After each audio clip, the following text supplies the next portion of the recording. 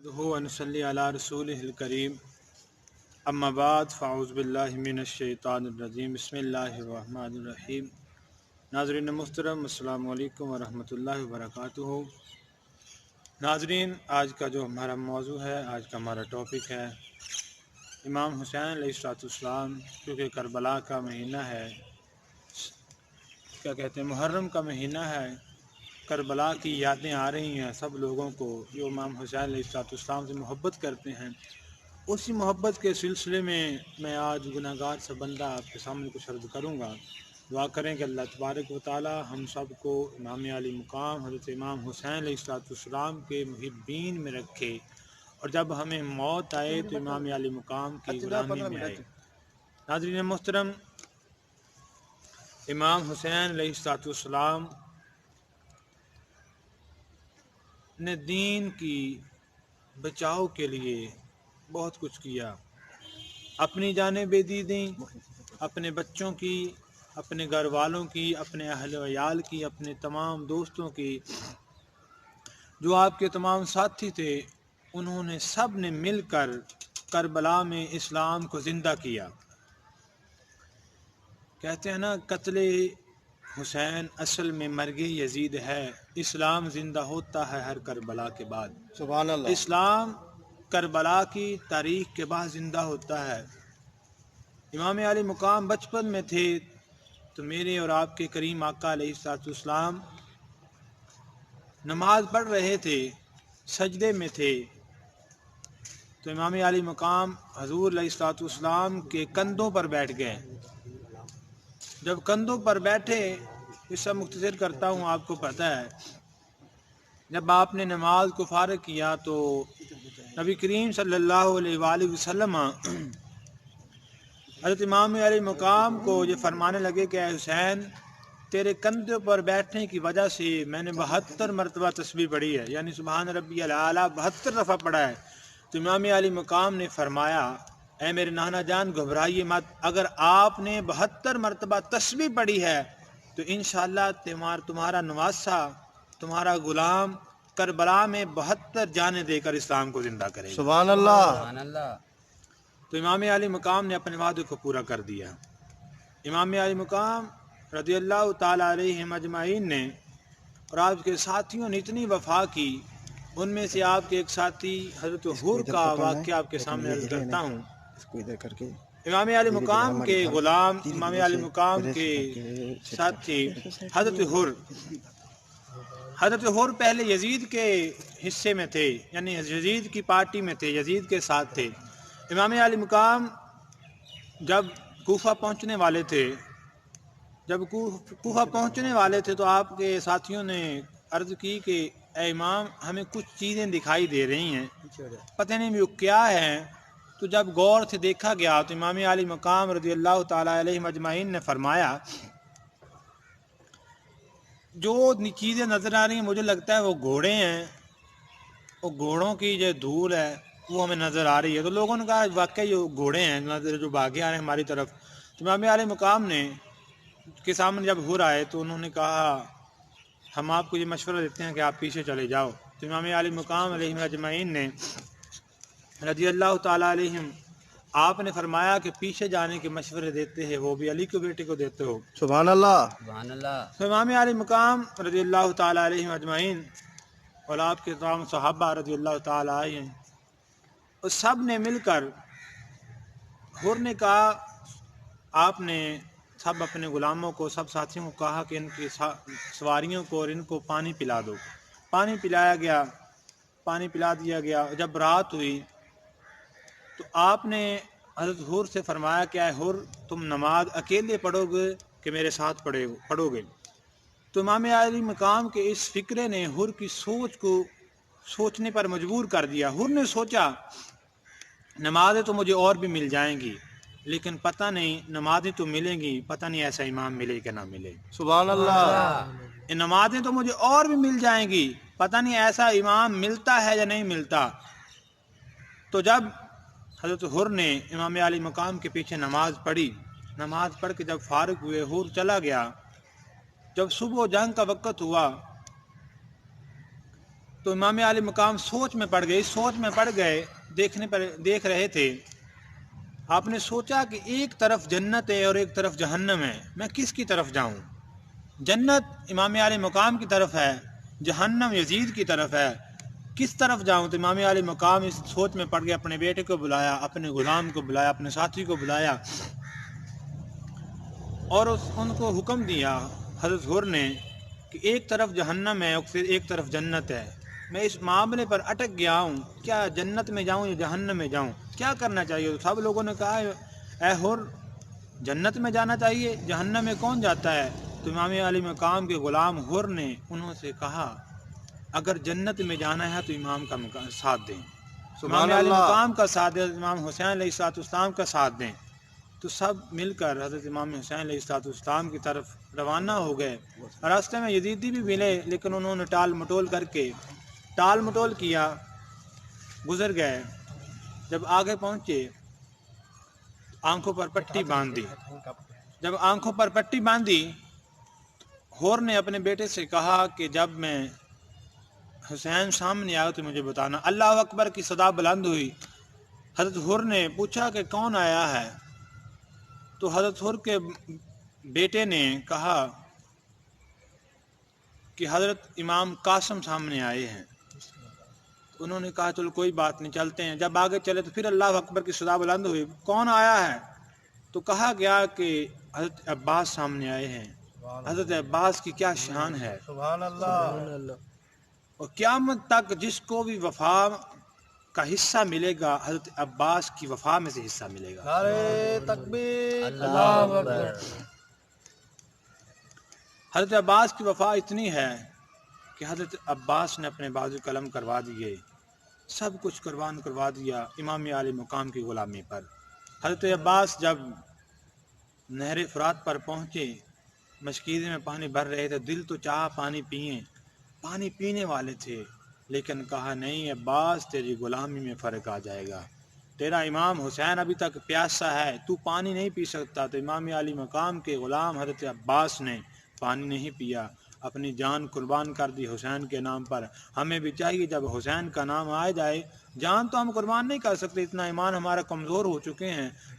جو کام امام علی مقام نے کیے ہمیں چاہیے وہ کام کرنے چاہیے. امام علی مقام نے حکم دیا کہ نماز پڑھو، ہم نماز نہیں پڑھتے. یزید کے ساتھ آپ نے جنگ کیوں کی؟ جنگ آپ نے یزید کے ساتھ اسی وجہ سے کی کہ یزید کے ساتھ کوئی لین دین نہیں تھا، کوئی سیاست کا مسئلہ نہیں تھا، بلکہ یزید کے ساتھ جنگ اس لیے کی کیونکہ یزید شرابی تھا، یزید زانی تھا، یزید برے کام کرتا تھا. تو آپ نے فرمایا کہ یزید نے جب کہا نا کہ آپ میری بیعت کر لیں، تو امام علی مقام نے ایک فکرہ بولا. کیا بولا؟ آپ یہ بھی فرما سکتے تھے کہ میں تیری بیعت نہیں کروں گا، بلکہ آپ نے فرمایا کوئی میرے جیسا تجھ جیسے کی بیعت نہیں کرے گا. سبحان اللہ. سمجھاتا ہوں میں. آپ نے فرمایا کوئی بھی میرے جیسا تجھ جیسے کی بیعت نہیں کرے گا. اس بات پر واضح کر دیا کہ جو حسین نہیں ہوگا وہ یزیدی کی بیعت نہیں کرے گا. یزید پر لعنت. بے شمار. امام علی مقام نے یزید کے سامنے کہہ دیا کہ کوئی بھی میرے جیسا تیرے جیسے کی بیعت نہیں کرے گا. تو یزید نے قصہ مختصر امام علی مقام کے ساتھ جنگ کرنا شروع کر دی. حضرت حر جب پہنچے امام علی مقام کے خیموں کی طرف تو اللہ اکبر کی صدا، اللہ اکبر اللہ اکبر اللہ اکبر 3 دفعہ کہا گیا. تو حضرت حر نے کہا کون ہے؟ تو کہا گیا کہ حسین آ گیا ہے. جب حسین کا نام سنا تو حر زمین پر گر پڑے. سبحان اللہ. امام علی مقام کے قدموں میں گر پڑے اور رو رہے تھے. اتنا روئے تو امام علی مقام نے پوچھا حر کیا ہوا، حر کیا ہوا؟ تو امام علی مقام کے غلام حر نے رو کر عرض کی اے امام مجھے معاف کر دیں، کیونکہ جو خط لکھنے والا ہوں وہ میں ہوں، تجھے یہاں بلانے والا میں ہوں، ساری میری غلطی ہے. تو حضرت امام حسین علیہ السلام نے فرمایا کوئی بات نہیں حر، تو ہمارا مہمان ہے، بول تو کیا کھائے گا، کیا تیری خدمت کریں؟ تو حر نے رو کر عرض کی اے امام میں کچھ کھانے کے لیے نہیں آیا، بلکہ مجھے آپ اجازت دیں میں ان یزیدیوں کے ساتھ جنگ کروں گا. تو امام علی مقام نے روکا کہ حر تم ہمارے مہمان ہو تو جنگ نہیں کرے گا. لیکن حضرت حر نے آپ کے اصرار پر آپ کی غلامی کو ثابت کر دیا کہ میں آپ کا غلام ہوں. سبحان اللہ. تو حضرت حر نے امام علی مقام رضی اللہ تعالی عنہ آپ سے اجازت لی اور گھوڑے پر بیٹھ گئے۔ گھوڑے پر بیٹھے تو یزیدیوں کی طرف روانہ ہو گئے۔ اتنے یزیدیوں کو واصل جہنم کیا، اتنے یزیدیوں کو واصل جہنم کیا، تقریباً 40 یزیدیوں کو واصل جہنم کر دیا آپ نے۔ 40 یزیدیوں کو مار دیا، جہنم میں پہنچا دیا۔ تو جب اس یزیدیوں نے دیکھا کہ یہ حور ہے، کسی کے یہ حور ہے، کوئی حور سے جیت نہیں سکتا، جیتے گا کون؟ اب تو حسین کا غلام ہو گیا ہے۔ حسینیت زندہ باد، حسینیت زندہ باد، یزیدیت مرد آباد۔ جو علی کا غلام ہو جائے پھر زمانہ اسے جیت نہیں سکتا، سبحان اللہ جو حسین کا غلام ہو جائے پھر زمانہ اسے جیت نہیں سکتا۔ سبحان اللہ انہوں نے سوچا کہ یہ حسین کا غلام ہے، اسے اس طرح ہرایا نہیں جائے گا، کیا کریں؟ انہوں نے سب نے مل کر حر پر حملہ کر دیا، کسی نے نیزے پھینکے، کسی نے تیر پھینکے، کسی نے کیا کچھ کیا۔ تو امام علی مقام کا غلام حر گھوڑے سے نیچے گر پڑے، زمین پر آ گئے اور مدد طلب کی، کوئی ہے میری مدد کرے، اے حسین میری مدد کرو۔ تو حضرت امام حسین علیہ السلام بھاگے بھاگے دوڑے دوڑے حر کو اٹھایا اور اپنی گود میں سر رکھ لیا۔ حر جو رو پڑے اور عرض کی، اے حسین، پوری نمازیں میں نے پوری زندگی یزید کے ساتھ گزاری ہے، پوری زندگی میں نے یزید کے ساتھ رہا ہوں، اب میں آپ سے ایک عرض کر رہا ہوں، میری جان بھی جا رہی ہے۔ تو امام علی مقام نے فرمایا، اے حر، اگر تو زندگی چاہتا ہے تو زندگی لے دوں، کیونکہ زندگی اور موت میرے نانے کے ہاتھ میں ہے۔ سبحان اللہ اس نانے کا میں نواسا ہوں جس کے قبضے میں، جس کے حکم پر پوری دنیا چلتی ہے، جس کے حکم پر اللہ تبارک و تعالیٰ کے جو چاند اور سورج، اللہ کی ساری مخلوق جن کے حکم پر چلتی ہے، ان کا نواسا ہوں، زندگی چاہتے تو لے دوں۔ حضرت حر نے عرض کی کہ نہیں ہے حسین، مجھے زندگی نہیں چاہیے، بس یہ بات پوچھنا چاہتا ہوں آپ سے، کیا میری بخشش ہو جائے گی؟ تو حضرت امام حسین علیہ السلام نے فرمایا، حسین کے نام پر جان دے رہے ہو، ابھی بھی بخشش نہیں ہوگی۔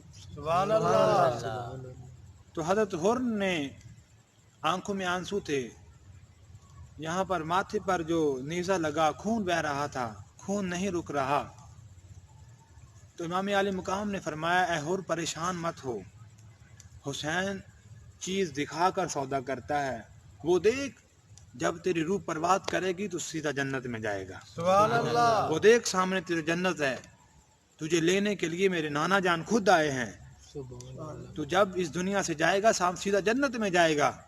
تو خون یہاں سے رک نہیں رہا، حر کی روح پرواز کر گئی لیکن خون نہیں رک رہا، خون نہیں رک رہا۔ امام علی مقام نے اپنی جیب سے رومال نکالا، اس کو 3 دفعہ چوما تو حضرت حر نے عرض کی، اے حسین، اس رومال کی اتنی قدر کر رہے ہو، اس رومال میں کیا ہے؟ امام علی مقام نے فرمایا، اے حر تیری قسمت، سبحان اے اللہ حر تیری قسمت بے ناز، اے حر تیری قسمت بے ناز، یہ رومال میری والدہ سیدہ فاطمہ کا ہے۔ بسم اللہ بسم اللہ امام علی مقام نے حضرت حر کے ماتھے پر وہ رومال کو باندھ دیا، جب وہ رومال باندھا تو خون رک گیا اور حر کی روح پرواز کر گئی۔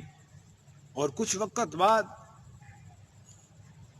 ادھر کا بادشاہ نے سوچا کہ حضرت حر کے ماتھے پر ایک رومال ہے، اس رومال کو کھولا جائے، انہیں بھی پتا جائے شہید زندہ ہوتے ہیں۔ اس نے ڈھونڈ کر حر کی قبر کو تلاش کیا، قبر کو کھودا گیا، لوگوں نے پوچھا، یار تو کیا کر رہا ہے، تو بھی مسلمان ہے؟ حر بھی مسلمان تھا۔ انہوں نے کہا، آپ خاموش رہیں، میں کسی معاملے کی اس قبر میں اترا ہوں۔ جب دیکھا کہ حر کے ماتھے پر رومال بندھا ہوا ہے، حر کی لاش ایسے تازہ اور سلامت ہے کہ کسی چیز نے چھوا تک نہیں۔ جو حسین کے نام پر جان دے، اس کو کون چیز چھو سکتی ہے؟ سبحان اللہ مٹی کو حکم نہیں کہ حسین کے غلام کو کھا جائے، سبحان اللہ اور کسی ایسے کیڑے مکوڑے کو بھی حکم نہیں کہ اس کے بدن کو چھو بھی لے، کیونکہ جو حسین کے نام پر جان دیتا ہے وہ زندہ ہی رہتا ہے۔ سبحان اللہ جب حر کے ماتھے پر رومال دیکھا، اس نے رومال کھولنے کی کوشش کی، جب رومال کھولا تو خون پھر سے جاری ہو گیا۔ سبحان اللہ تقریباً 500 سال بعد میرے خیال میں اس نے جب قبر کو کھودا تو رومال جب کھولا گیا ماتھے سے تو خون پھر جاری ہو گیا، اس نے رومال پھر باندھ دیا۔ 3 دفعہ ایسے ہوا، ہر دفعہ خون بہہ اٹھتا ہے۔ وہ پریشان ہو کر جب 4تھی دفعہ رومال کو اس نے کھولا چوتھی دفعہ اس نے رومال کو جب کھولا تو حور نے اس کا ہاتھ پکڑ لیا اور فرمایا تو بھی بادشاہ ہے میں بھی بادشاہ ہوں، اس رومال کی قدر اتنی ہے، اس رومال کے لیے تو میں اس قبر میں پہنچا ہوں، سبحان اللہ، اس رومال کے لیے تو حور نے اپنی جان دے ہی دی ہے، تو اس رومال کو لے جا نہیں سکتا۔ تو اس بادشاہ نے مسکرا کر کہا حور میں یہی دیکھنا چاہتا تھا۔ اس نے حور کی قبر کو ویسے ہی بند کر دیا اور بہت بڑا مزار بنا دیا۔ سبحان اللہ، ہمیں بھی چاہیے کہ حسینی بن جائیں، یزیدی نہ بنے۔ حسین کا جو غلام ہے انشاءاللہ وہ زمانے کا امام ہے۔ حسینیت زندہ باد، حسینیت زندہ باد، یزیدیت مردہ باد، یزید پر لعنت بے شمار۔